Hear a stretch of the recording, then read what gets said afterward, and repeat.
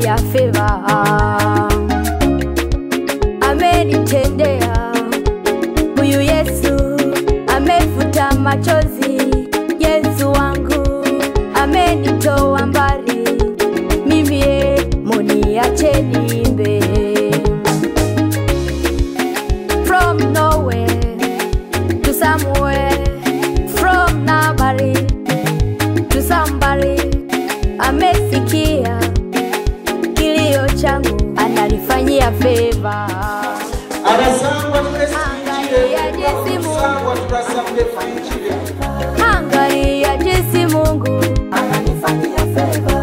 Angalia jinsi Mungu ananifanyia favor. Favor, favor, favor, favor every day. Angalia jinsi Mungu ananifanyia favor. Angalia jinsi Mungu ananifanyia favor. Angalia jinsi Mungu ananifanyia favor. Favor, favor, favor, favor every day. Ingekuwa kupumua kwangu, angenitoza ushuru, ningeshindwa kumulipa ingekuwa kuamka kwa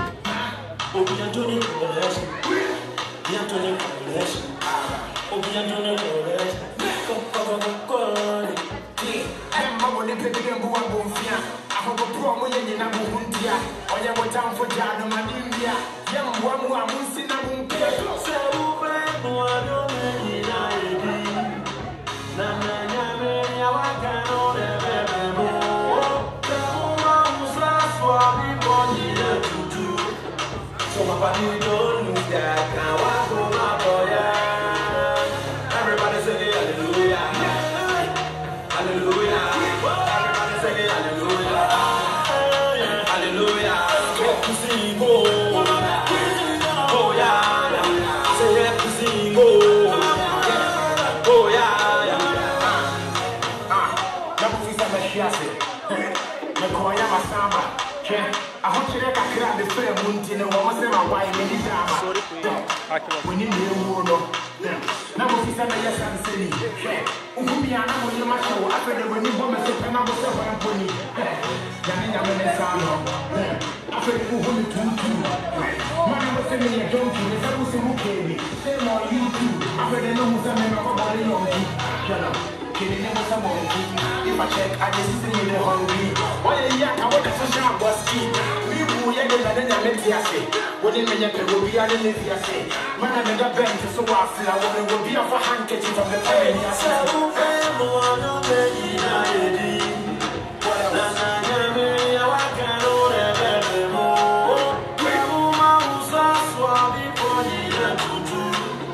So my body don't lose that. Now I go my door. Everybody sing hallelujah, hallelujah. Everybody sing hallelujah, hallelujah. Let me sing, oh yeah. I say let me sing, oh yeah. Now when Jimmy 10 years, me walk away back. My floppy, this be my payback. My enemies for day God, link so I don't want to disobey God. Much like I want the member to prison. What I'm with the particular reason. We need to go for your meeting. I don't want to be repeating. You mean I want to hold by to the football. I didn't know the problem. I don't know the motto. To a nation I want to be in the shop.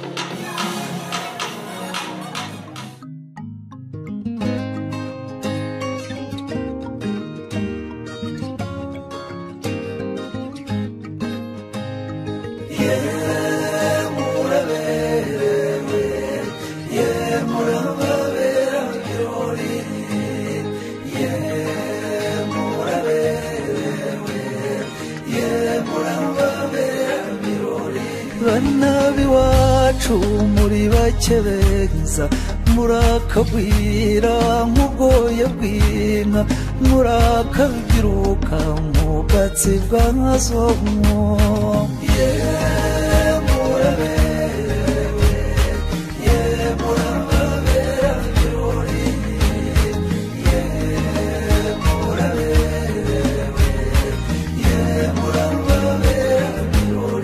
banabi wacu umuseke uremeya amanywa yahari wabagenda amasomo yahanjye abadatana nimugatezuke ku muco dore umuco karahande wabakujije musaza n'umukunjo materega nkaremye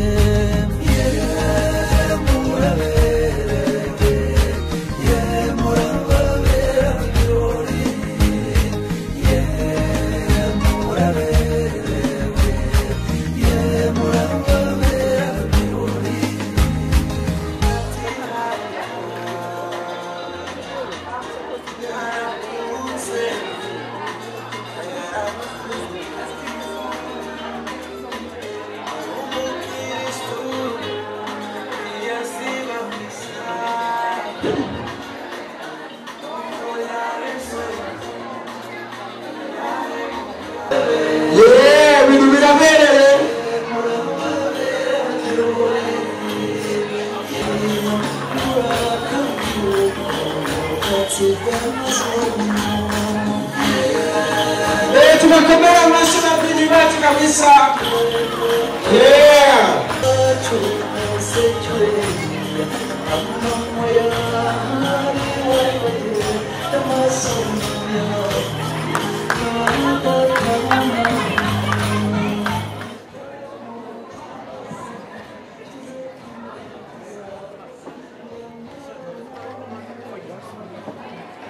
All right, DJ. Nabona mama zepitegura basaneza kabisa. Henzika. Baritegura basaneza baritayari nacho tuwinze kabisa ko no mashino.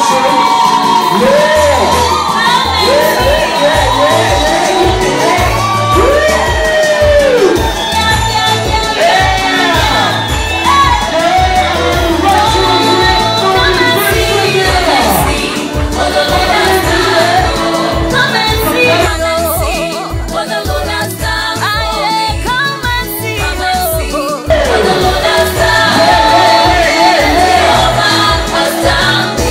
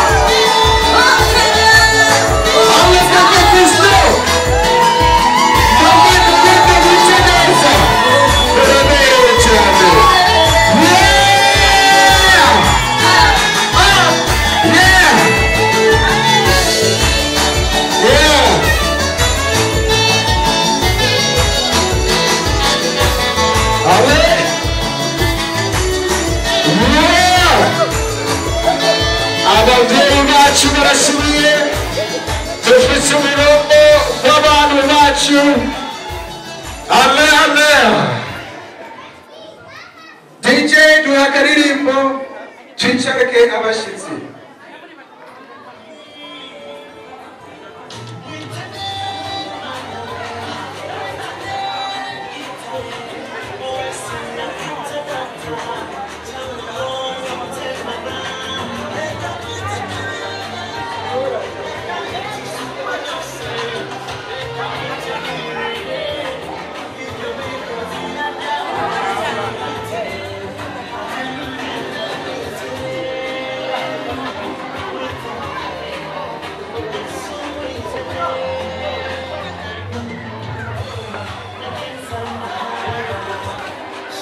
Alright, abantu bacu bagende bicare.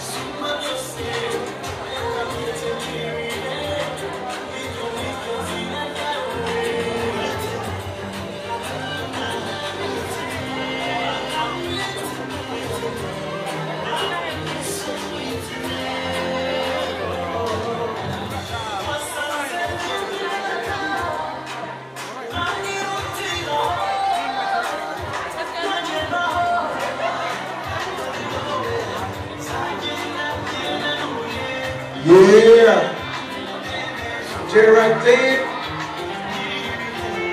abantu bacu.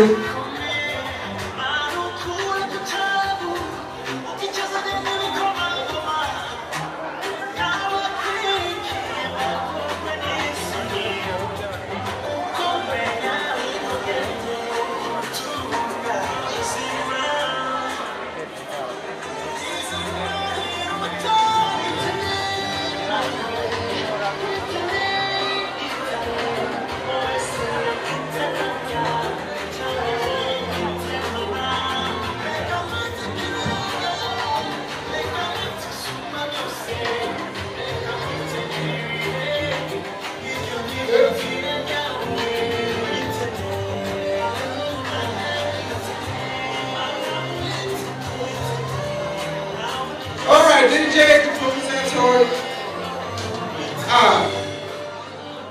DJ P. Yeah.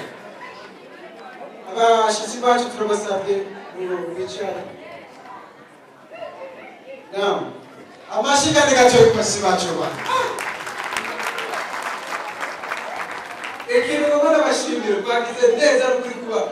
Yani igiye binjira abashiyani menshi yani byari bibereye imbere yuko tubandanye ngomba nongere nsabe okay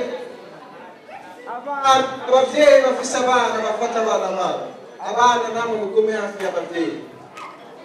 So I'm going to ask you parents, please, if you're here with your kids, I want you to make sure that they're sitting around you and you can see them. Okay, if we see kids running around here, they're gonna have to deal with me, and you don't want that to happen. Okay, now when the man of everybody is captured, I'm going to boss. We're going to be putting some of my head. China was sure, but I'm behind his conversation.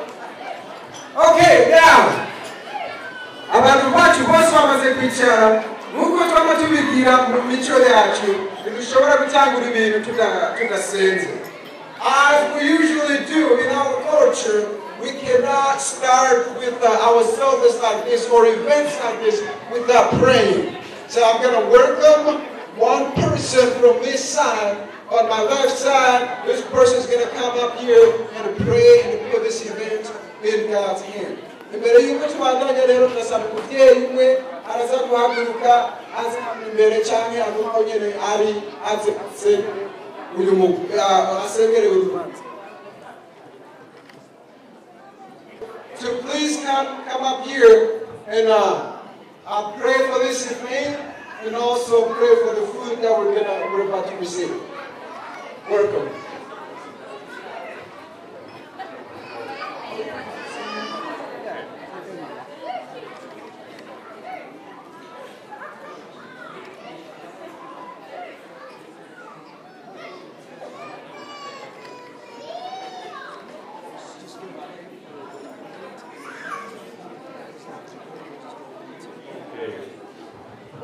Thank you, you're Cozy, isn't that right? Your name? You're Fidel. Okay, all right. I'm glad to be here, and as welcome. First time I've been to an African event like this, so I'm enjoying it. It's wonderful, all the wonderful colors and all that. So it's good to be here. Let us take a moment of silence to remember that we are in the presence of God.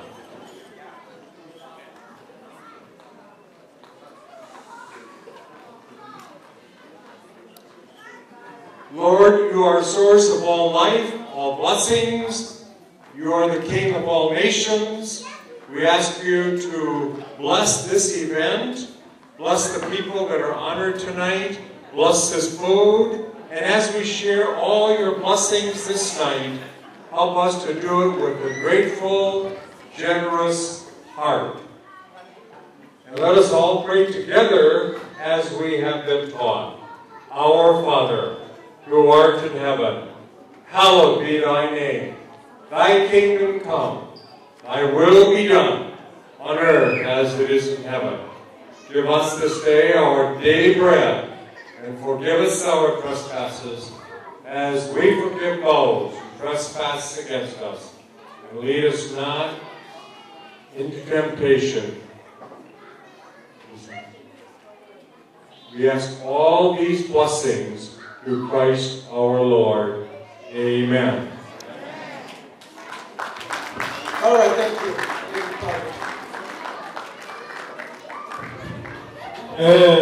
Tugire Imana amahoro y'Imana twese. Nk'uko baduhaye umwanya ngo twakire abashitsi, tubanje kwakira abashitsi basangwa mwese batumiye n'urubanza umuryango wa Eliya hamwe n'umupasoni wiwe basanzwe kwitekerezo by'uno munsi bafise urubanza runezereye cyane, aho babonye ko batumira inshuti n'abagenzi n'ababanyi ngo muze kudufasha kwakira abashitsi. Ni ukuvuga ngo muri aya masaha tugezemo turabaha ikaze hamwe n'abashitsi basangwa nta zina tukaba tubahaye ikaze kandi hano iwacu muri South Dakota. Intumbero y'urubanza ba mwana yatuzaniye abana, nuko bidatevye cyane turaza kubona ibikurikira. Kaze Imana ibane natwe twese. Murakoze. Now, basically what he just said, I'm just making sure, he was just welcoming people who came to visit us and our special guests. As you can see here, family, friends, and those who don't even know who we are, but they took their time and they came here to celebrate this day with us. So we thank you so much. Now, before we go on,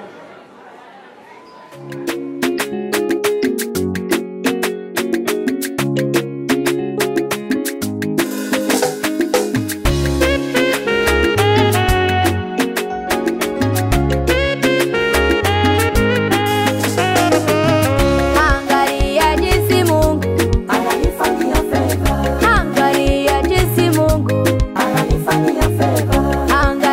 jinsi Mungu ananifanyia favor.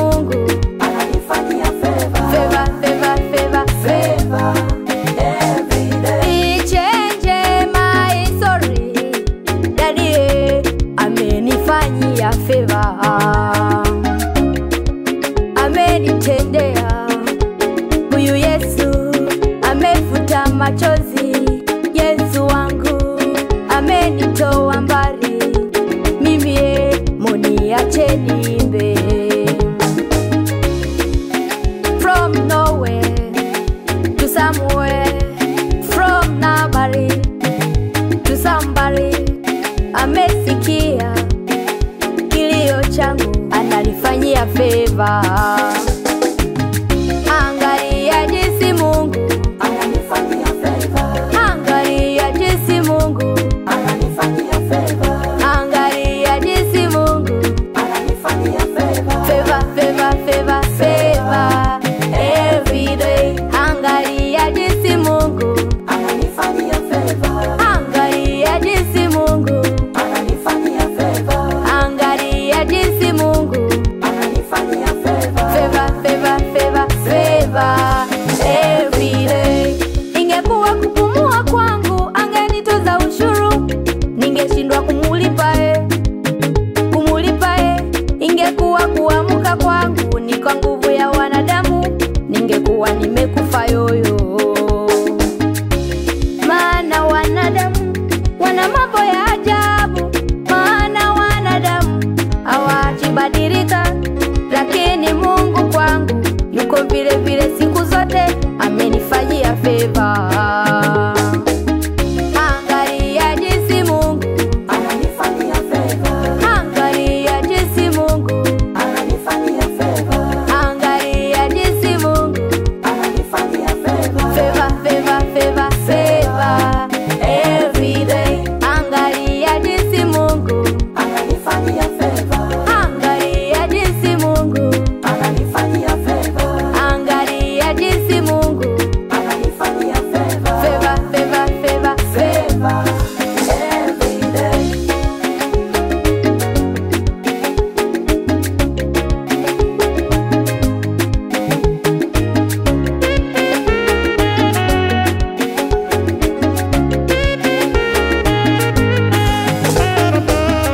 Angalia jinsi Mungu ananifanyia favor. Angalia jinsi Mungu ananifanyia favor.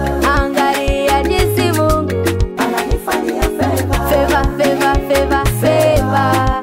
Every day. Angalia jinsi Mungu ananifanyia favor. Angalia jinsi Mungu ananifanyia favor. Angalia jinsi Mungu ananifanyia favor. Favor, favor, favor, favor. Every day. Erega mutama zimanu n'ubundi banu bararamye n'imami jambo ni rwawe kuyungayunga kandi urubanza ari rwawe ku bitaro guruzo zimange tuyisome ko byamye ya mbere bimere ko n'ubu mutama wizimanire erega zimana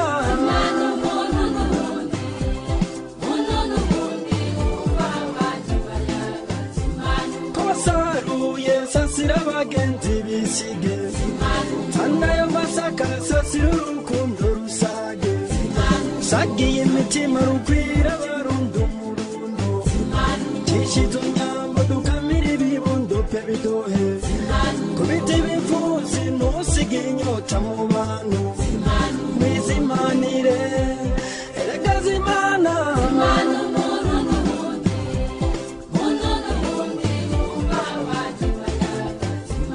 kaginurire turi urwo rwango mu bantu kakaba gasongo dusaga n'urweze mu mitima arabigeme batamba nk'intamba kw'ijuru abashinga nahe bagifise nahe y'umuvumya n'ababyeyi bacembera ibanga barazwe wizimanire erega zimana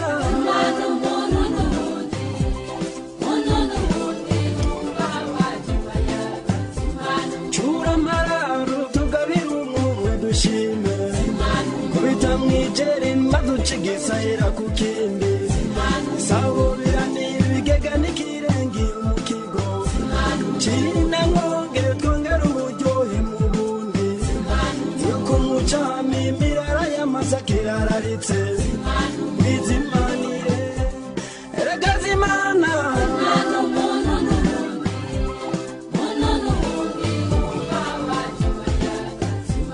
niwe narambirwa arangiwe mabi muramba yange yuhira abarasa neza umuho shika wabirenza atigeza junja mu ngabo ziragutetebwe ibyuma bihamba bomuka turasabye uruhushya tuyagira ijambo ni rwawe wizimanire erega zimana wizimanire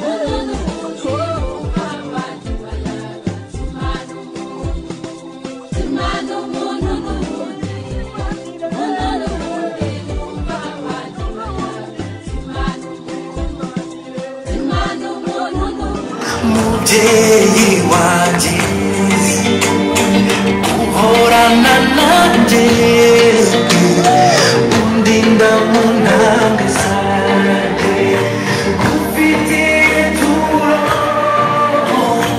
akira umutima wanjye wawe nawe wanjye We'll close the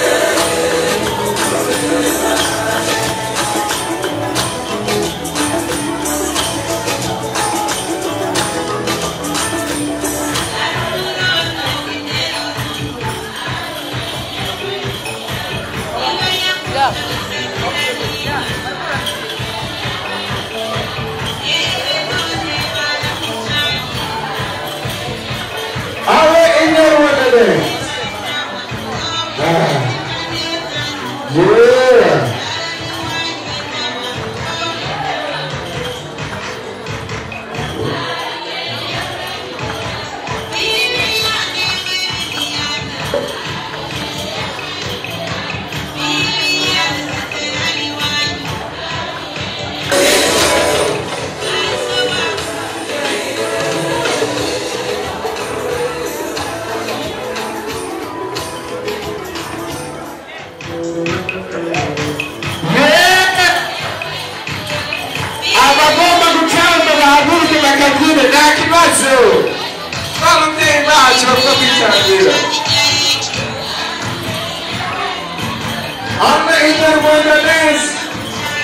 If you want to dance to it, you may come out here.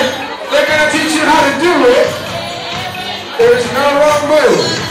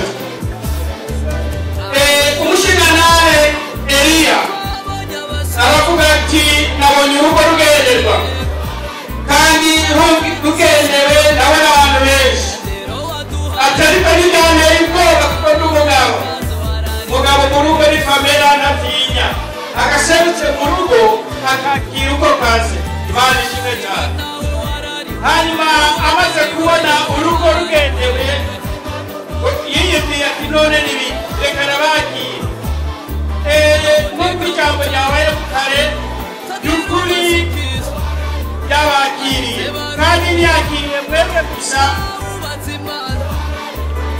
yakiriye n'ababanyi bose baha muri Satakora kuva icyo rero aravuga ati nagomba kumenya icyatumye urugo rwa Eliya rugenderwa kugira ngo menye neza uwatarongoye aba bantu hanyuma ambwire icyatumye ashika mu rugo rwa Eliya atayandika Imana. Amen. So basically he's just saying this morning was an early morning and there were people on his property. He didn't know why they were there. But when he went on and talked to them, they told him that they were his guests. So they came to visit him. Now, we are going to ask somebody to come up here and to give us the main reason why we had to visit us this morning.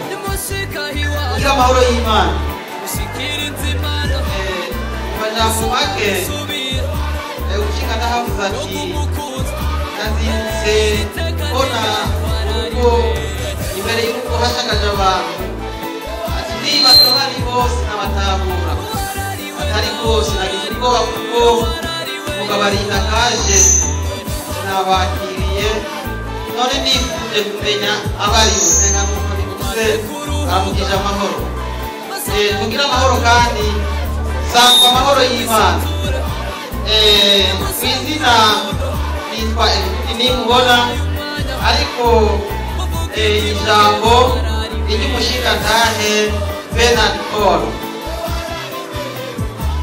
hanyuma uzati nimugire ntagire ubwoba kuko mu minsi iheze naraje ntumbereye ubwo kumushingantahe ifunga Eliya je kusaba umugeni yaramumpaye kuko amasezerano ari kumvikana aravuga ati umwana niyatungura uze umukumbuze umuryango n'ababyeyi none uno munsi hejuru itariki 19 z'ukwezi kwa gatanu babonye ko byoba byiza umushingantahe Bernard Paul yavuze amasigara cyicaro yashikije icyo yemeye ko azanye umwana iwabo amukumbuza ababyeyi rero nibyo tugira Imana n'amahoro y'Imana. Alright, abagakaye bazanye umwana amashi abantu bacu batuzaniye umwana. Now what he was saying is that few years ago there was a wedding where our daughter, we sent her to Virginia. She got married to Virginia. Now they had a baby a year ago or so. Now, as we do, our tradition, the firstborn, we have to celebrate. Bring the firstborn in the family and celebrate the birth of the child. So this is the event, and this is what's going on here. We're celebrating Diane and Festo and their young daughter. Sharbi. Mushingana abe akira kakagu manzo kanywe.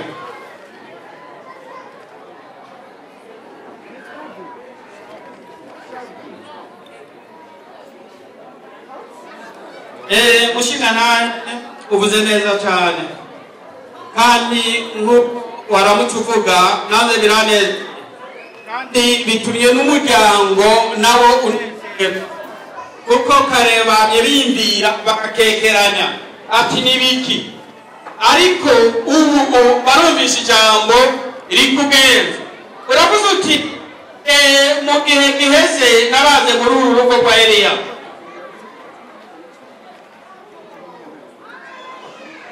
ndaza kuhasaba umugeni ati tuze kurasaba umugeni twaramuronse izuba ryawe by'ukuri umugeni twaramubahaye atariko habayeho ijambo ati uyu mwana rero nihagera uramunkumbuze aze turamukanye none mwabonye ko uyu munsi itariki 19 mwoza n'umwana kugira ngo akumburukane n'ababyeyi urakoze cyane urakoze ndetse gasaba abantu bose bari ngaha bakumbera amasi kugusikiza isezerano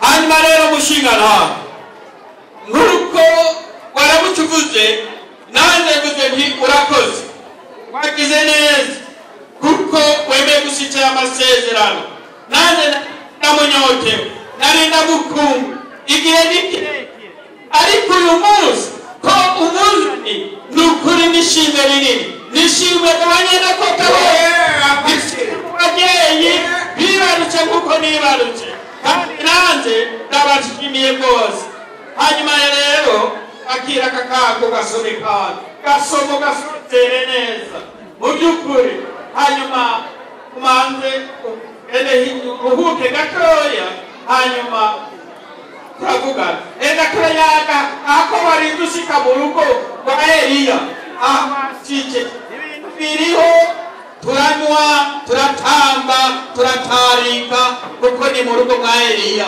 Imana iguhezagire cyane. Okay, now, sir, as you came to us this morning and you told us your reason, we did listen to you, and we know now why you're here. Okay? You just decided to bring our data back to come and see us. It hasn't been a while. We totally missed her. But at this moment, we want to thank you for the decision that you made to come from Virginia all the way and bring our data back so we can say hi to each other. We totally thank you and may God bless you. Hariho urwarwa cyangwa ifanta sinzi ukunda abantu bayivuga okay hanyuma shikira uko rwarwa urunwe neza urugendere mu nzira egimwe ugende wivuga ati mvuye kwa ba mwana ati yanzimanye nanyo iye urumva nukuri ibintu biriho wakire usangire nawe mwagendanye atayandi tugira Imana.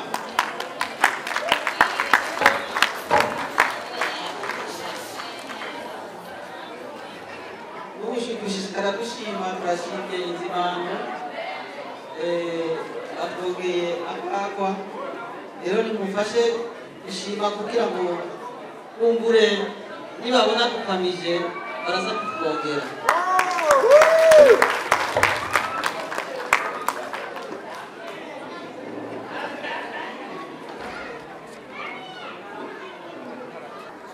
Musai aguru n'umugenzi we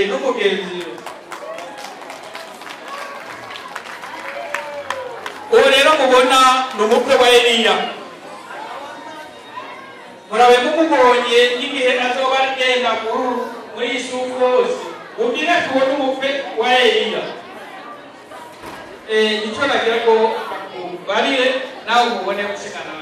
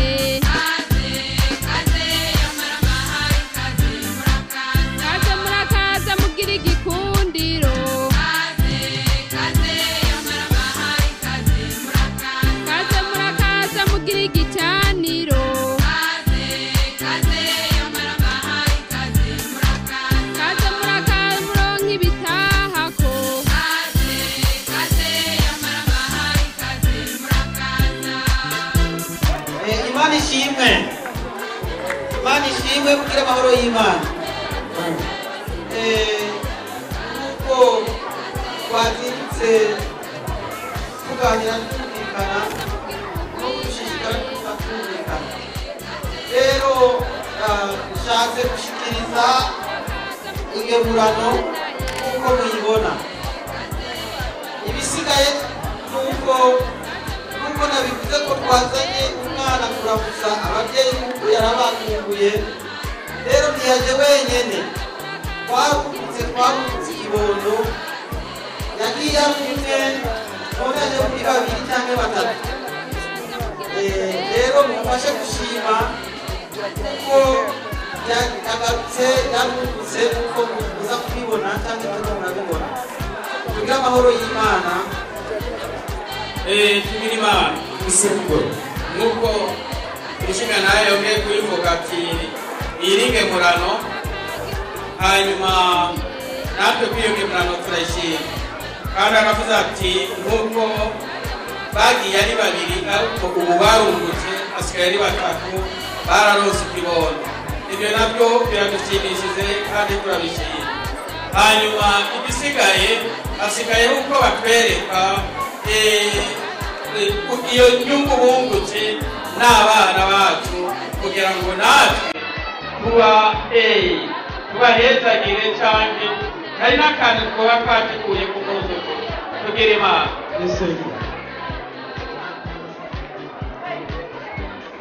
Okay, tunakomera amashyi ababyeyi bacu babaye ijambo ryiza. Abantu bose barinjiye ndabashimiye cyane kubera mu bizagirwe. Ikintu gikurikira nk'uko mwumvise amajambo yamaze kuvugwa, ababyeyi b'uruhande rwacu yuko twebwe basangwa ababyeyi yuko bagomba muzane ikintu mwatubwiye mumaze kunguka. Nako haraho twoba twateguye kandi kariyo twakiteguye. Nimba rero tubahe iminota 3 mwitegure mutuzanire iyo nyungu, muhagarare hano harabakwira, hanyuma natwe tumenye icyo dukora. Karibu.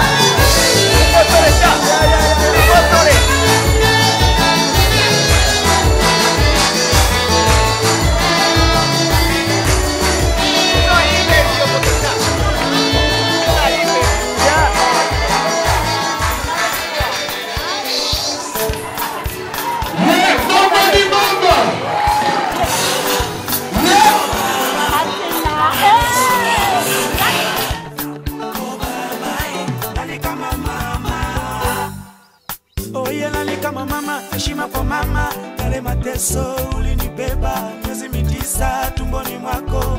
Pole sana mama, nikupe nini? Heshima kwa mama. Uliteseka siku ya kunitoa duniani. Nikupe nini? Mama, thamani ya malezi yako siwezi kuelewa.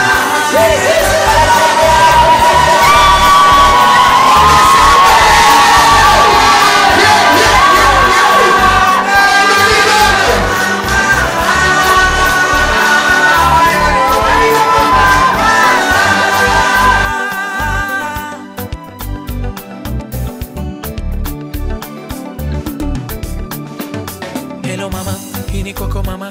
Si, nimekukumbuka sana mama, mama, siku na mchana.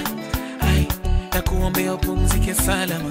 Tabia na heshima, busara na hekima. Ai, ulinifundisha vyema. Si, nakuombea upumzike salama. Matatizo ya dunia kweli ninayapitia, yale ulonihusia ya kweli mama. Matatizo ya dunia kweli ninayapitia, yale ulonihusia mama. Malezi ya mama, elimu ya mama, haina ada wala jadila. Nisaidie elimu ya chuo kikuu. Nikikumbuka zamani nilipokuwa mtoto, nikilia usiku mama, lazima utakesha na mimi. Uwezi kukubali niwe macho usiku, nawe ufumba macho yako. Mapenzi ya mama kwa mtoto wake haina mfano. Hata mapenzi ya boyfriend na girlfriend hayafika hata robo. Nikikumbuka zamani nilipokuwa mtoto, nikiumwa usiku mama, lazima utakesha na mimi. Mola wasaidie wakina mama wote, wape maisha marefu. Nani kama mama, mama ni mama yeye. Thamani ya malezi yako siwezi kuyalipa. Mama, mama yeye. Mama, mama, mama. Nasema mama ni mama yeye. Nani kama mama, mama, mama ni mama, mama. Heshima kwa mama, mama ni mama. We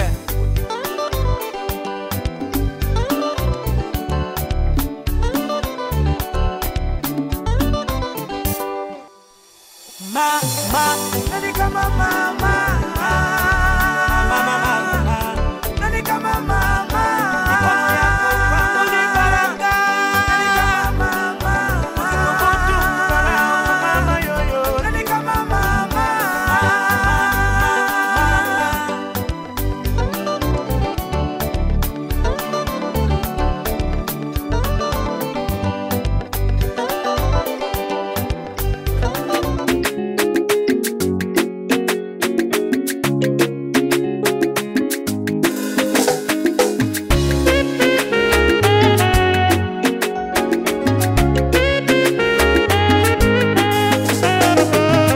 Angalia jinsi Mungu ananifanyia favor. Angalia jinsi Mungu ananifanyia favor. Angalia jinsi Mungu ananifanyia favor. Favor, favor, favor, favor every day.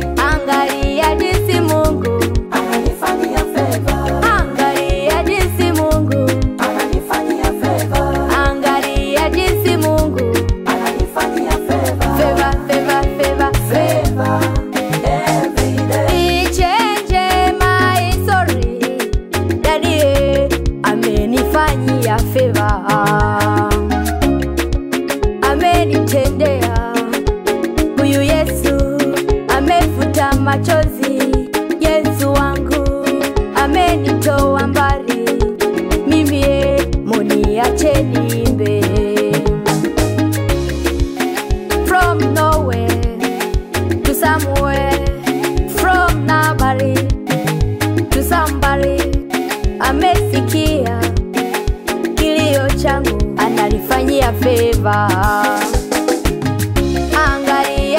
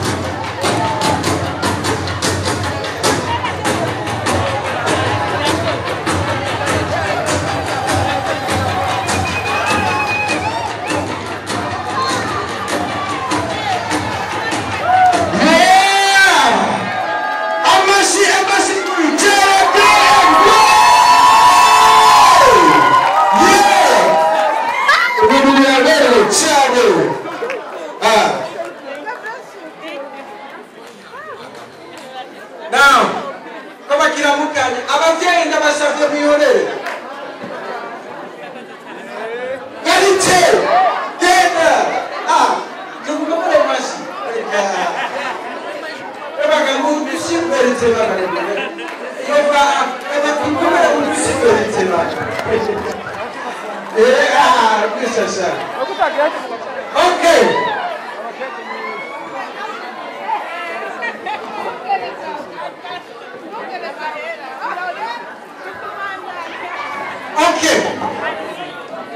Okay, to family, I'm going to ask all of you guys now to please go ahead and be seated. Let's go ahead and sit down. I appreciate your support. Okay. I'm going to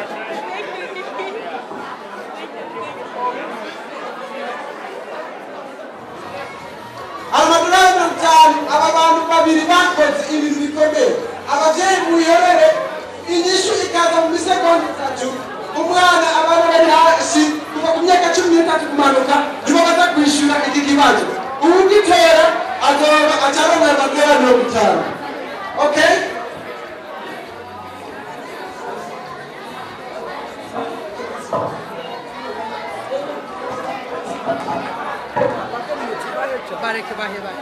Alright. For $50, we're just gonna do it quick. It's gonna be a question in Kirundi. If you don't speak Kirundi, it's okay. I get it. Alright. Umugani. Aba bantu babiri bakoze. Ukamutora kusinya ka 14. Ukamutora umugani mu segonda 3. Urongoza amadolari 50. Tutayari. 50 icheki kwiri. Tulitayari abana mulitayari uruhande mulitayari alright abo bantu babikora koze bibikomeye ibyo bakoze ingorane n'ibibazo baciyemo batitagute mu Kirundi icyo ni wishuri ariko rero umugani abarundi baciye bavuze ati akatumye ababyeyi babishyure ababyeyi bishyure kamuze abana nta madrado bitatu n'abana kirazora n'ibeki akarenda nirabuze amahera nije nayo yakose amahera siyuba rirongo okay umugwi wa Benigwe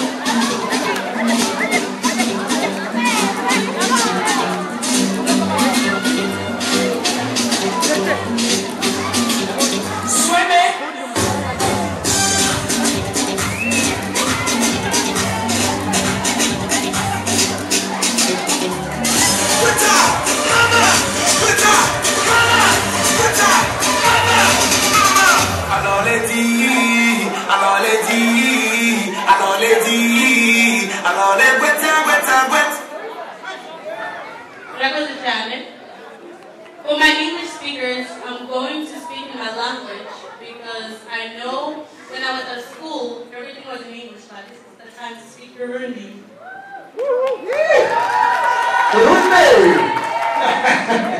Murakoze mwese. Bashinga nahe bakasoni gwaruka. Nashaka ntangure kubashimira kubona mufata umwanya muri uwo munsi mugashika ngaho mukadutera iteka. Nashaka gushimira papa na mama cyane cyane mu bikorwa bakoze. Kweri sinoshobora kuvuga ati ndabashimiye no munsi kubera na mejeje. Ndabashimiye kubera kuva mvuka barafashije muri byisi bimwe ntari buvuge ngaha mugabo barabizi.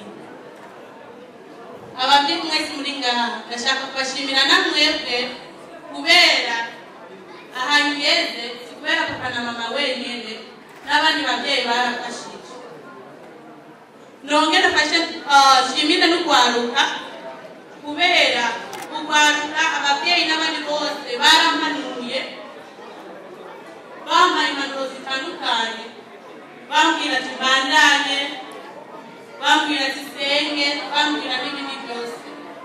Muri make mpejeje universite y'imyaka 4 mu bintu by'ubudandaji nkaba mpereje ku ishuri yitwa St. Mary's University of Minnesota.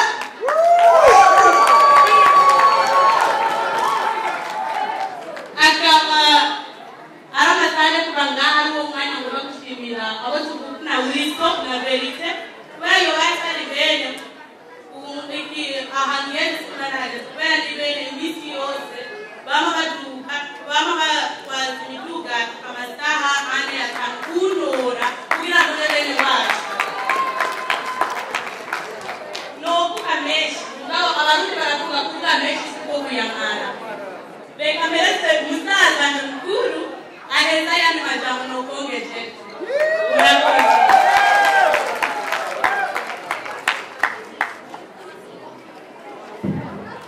mwiwe mwese yamaze kuvuga amajambo menshi yuko dushima ababyeyi bose bari muri iki kibanza. Tugomba dufate umwanya dushimire ababyeyi batwibarutse kuko rimwe na rimwe turaja mu bintu byinshi tukibagira yuko ababyeyi badufasha cyane mu buzima bwacu bwose. Gomba shimire na community ukumuri ngaha mwese mumenye yuko kila mwana wose ariko aragenda ku ishuri dukeneye kugenda iyo twavuye tukubaka kuko ntituri abanyamerika kubera twabigombye, turi abanyamerika kubera circumstances. Turi abanyamerika ku bintu intambara cyangwa ayandi ibintu byaciyeho. Ntiwaziye ngaha kubera wabigombye, waziye ngaha kubera ubuzima, waziye kurondera ubuzima. Nkaba ngomba kubwira abantu cyane cyane bari mu migwi y'uwanje, bari mu myaka y'uwanje, ngomba ngendere mu Cyongereza kubera ngomba banyumve kubera benshi na benshi bazi ko bavuga ati ntabwo ndi bavuga ngira ndavuge mu Cyongereza rero ndabe nawe. So I want to talk to all young people in this building right now. Every young person that's in this building. I want to let you know, it doesn't matter. You cannot lie to me. It does not matter. You're not in America because you are American. You're in America because of circumstances that took place in our lives. And I say this deeply because I watch YouTube videos every day. I watch Google. I watch the news. There's so many people in the world that are suffering. And to me, to come here, and we be doing whatever we want, we have to remember, we have our brothers and sisters who are left back home. We have to build it. We are the representation of them.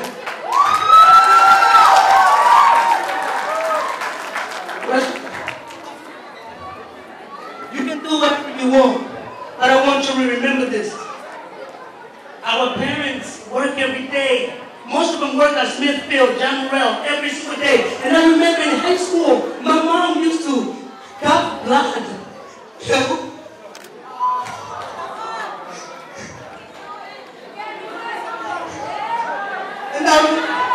And I would go to high school after seeing my parents pump blood and still not quit the job and still go to work. So I want to talk to all young people right now. Your parents love you. They sacrifice a lot. So what are we willing to do for them? What are we willing to do? I want to talk to every single one of you. Yes, you can have fun. Yes, you can do whatever you want. But I want you to remember, do not forget where you came from. Do not. Because as we begin to see out here right now, there's millions of people your age who might have been your friends, your family members, who are suffering. I want you to remember, do not forget where you came from. If I leave you with something today, do not forget, we gotta build it. We gotta work hard. This is a country that gave us an opportunity. We gotta really, really work hard to help our friends, our country, and most importantly, our parents.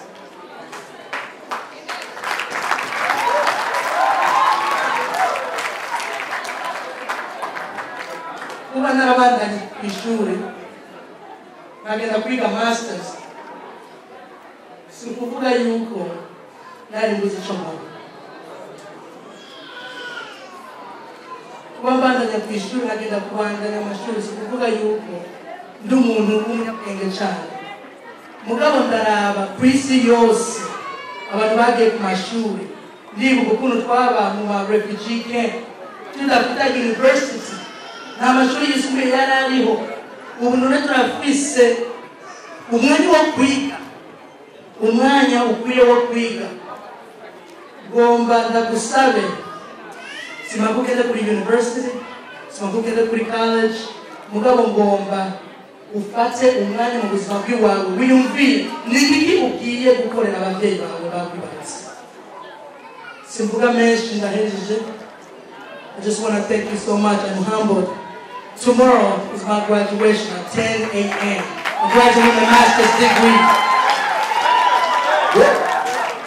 I want to invite you tomorrow at 10 a.m. if you can. But I'm graduating and I'm so thankful for all the help that I have received in my life. From my parents, from the pastors and priests, Father James Green, who I live with him. For all the parents that are right here.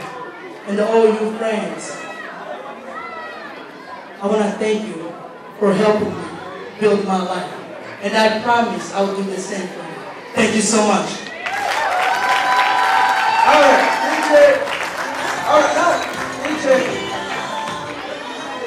All right, guys, listen up.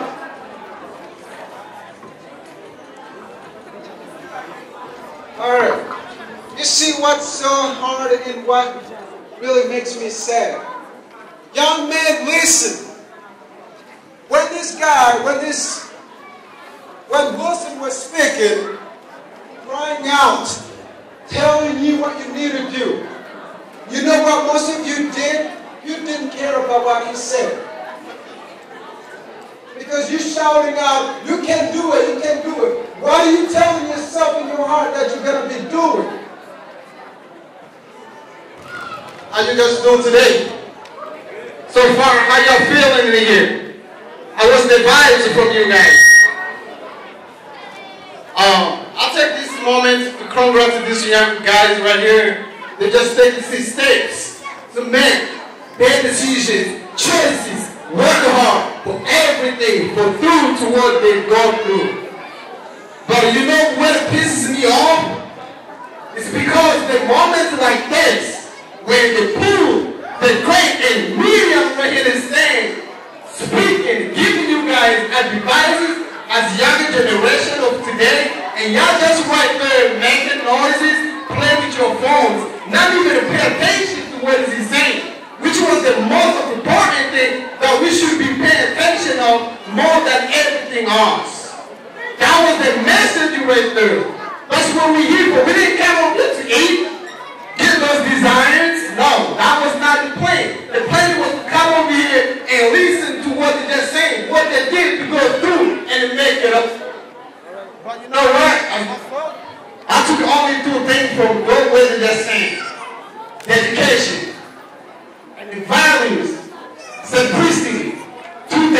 dedication, determination, and simplicity. That's the only thing that they did in their life to make it up and to get it done completely through to everything. And that's one of the things they punished for what they did. I tell you what, guys, I never go to school. No, I never finished high school. I never did. But I am where I am today. And I'm proud of who I am just because I give dedication to myself. I run to myself from the street and I make it up. But these guys right here, they went to school for that. And they're trying to give you guys the devices. They're trying to show you guys the way. But you guys are playing with your phones, you know, maybe Snapchat, Instagram. Please guys, when we get an opportunity like parties like this and graduations, I'm going to ask you generation of today, pay attention. Listen to the speech. Because that's it. Everything that you need. Thank you so much. DJ Simple, he's going to give us a song. Now, if we have a guest from Diane or Russell, you are more than welcome. You come up here with your gift. And I want to see the big flowers. We'll give you up a few minutes. All right. Yo, you guys standing? Yeah, all right. Nimaaga shino wanzanye, wabuzanye ulisachana tunagrile, unanasabda muwuzanye, muwuzanye muwuze, umegari mubekana mwekanga. Na, unumwani wali wabuzaka umushire.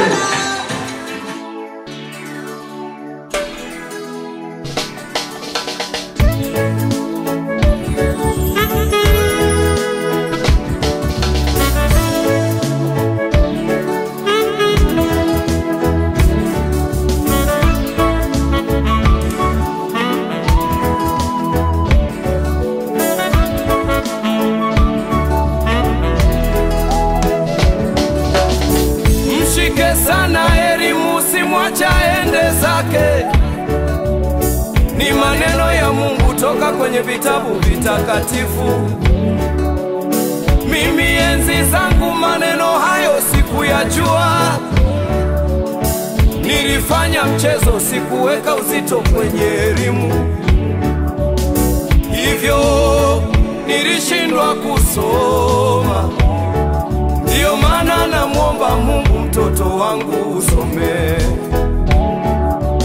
Hivyo mimi baba yako nilishindwa kusoma. Ndio maana namuomba Mungu mtoto wangu some. Soma baba yako napenda. Soma mwanangu some. Mwanangu soma wewe. Mwanangu soma wewe. Oh mwanangu soma. Mama yako pia napenda. Mwanangu some. Namuomba Mungu akusaidie sana mwanangu usome. Baba yako napenda. Usome wewe. Namuomba Mungu akupiganie wewe mwanangu usome. Mama yako pia napenda. Usome mwanangu.